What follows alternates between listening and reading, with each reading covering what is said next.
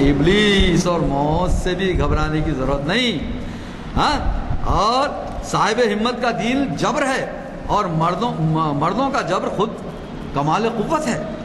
مردوں کا شیوا تو تسلیم و رضا ہونا چاہیے. یہ قبا کمزوروں ضعیفوں کے بدن پر زیب نہیں دیتی. اچھا، زندہ رود آگے حلات سے وضاحت طلب کرتے ہوئے ہمدردانہ لہجہ اختیار کرتا ہے اور پوچھتا ہے حلات سے، زندہ رود یعنی اقبال، کم نگاہاں فتنہ انگیختند، کم نگاہاں فتنہ انگیختند، بندے حق را بیدار آویختند، آشکارا بر تو پنہانے وجود، باز گو آخر گناہ تو چبود. یعنی اقبال بصورت زندہ رود پیدا کیا، یعنی تم کو جو سولی پہ چڑھایا گیا یہ کم نگاہوں نے فتنہ پیدا کیا اور تجھ جیسے بندے حق کو سولی پر لٹکا دیا. آخر تجھ پر کیا راز آشکار ہوا، اور اتنا تو بتا تو صحیح کہ تیرا گناہ کیا تھا.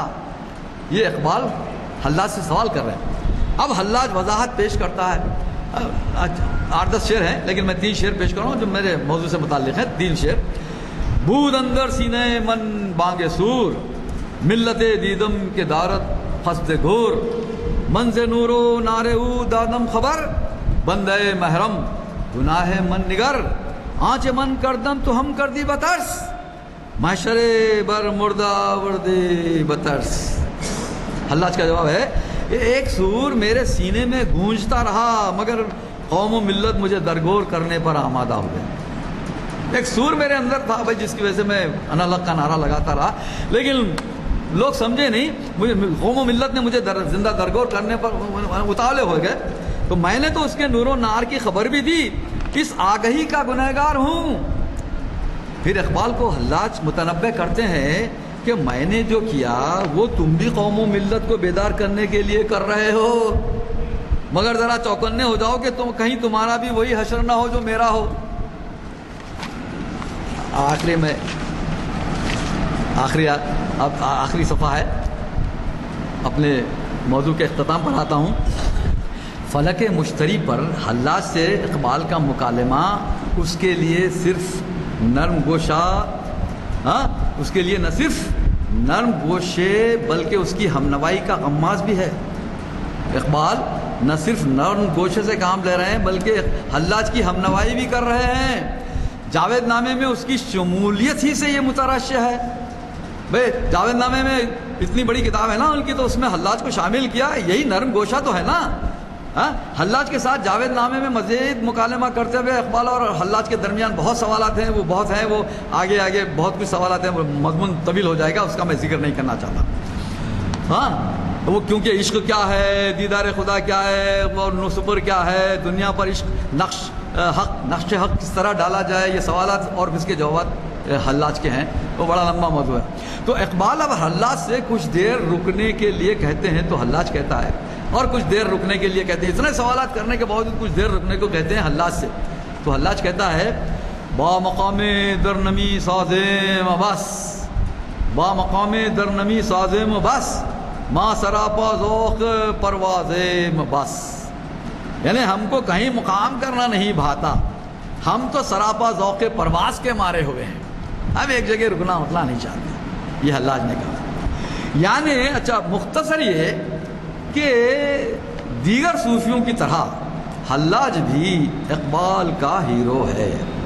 یہ ساری ہماری گفتگو کا نچوڑ کیا ہے؟ دیگر صوفیوں کی طرح اقبال کا ہیرو حلاج ہے. اس عقیدے کا بیان ثبوت یہ بھی ہے کہ حلاج کی تصنیف کتاب التواسین، کتاب اس کا حلاج کی تصنیف ہے، تو اس کی اتباع میں اقبال نے بھی جاوید نامہ میں عنوانات، جو ذیلی عنوانات قائم کیے جاوید نامہ میں، تحسین گوتم، تحسین گوتم، تحسین زرتشت، تحسین مسیح، تحسین محمد وغیرہ وغیرہ ہے. تو یہ عقیدت ہی کا اظہار ہے نا کہ اس کی کتاب سے آپ اپنی کتاب میں اس کے عنوانات بھی دے رہے ہیں، ذیلی عنوانات بھی دے رہے ہیں.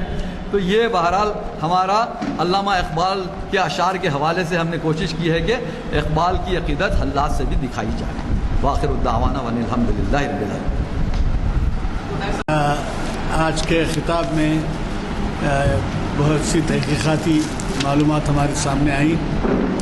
اور ظاہر ہے کہ آپ کو اندازہ ہوا ہوگا کہ جب کسی عنوان سے کے متعلق پڑھا جاتا ہے، سمجھا جاتا ہے، تو یہ بھی ضروری ہے کہ ایسے عنوان کے بارے میں کوئی ایسے تاثرات بھی جو آپ کے خیالات سے نہیں ملتے ہوں وہ بھی سامنے آ جاتے ہیں۔ حضرات، ایک بات میں اور کہوں گا کہ آج کل جو ہے پھول پہنانے کا طریقہ شروع ہو گیا ہے، یعنی آج کل کے عرصے سے آ رہا ہے۔ یہ دنیا میں کسی جگہ نہیں ہے، پھول کی گل پوشی ہوتی ہے، مگر ہمارے یہاں پر گل پوشی ہوتی ہے، یا شاید پاکستان میں بھی ہوتی ہو۔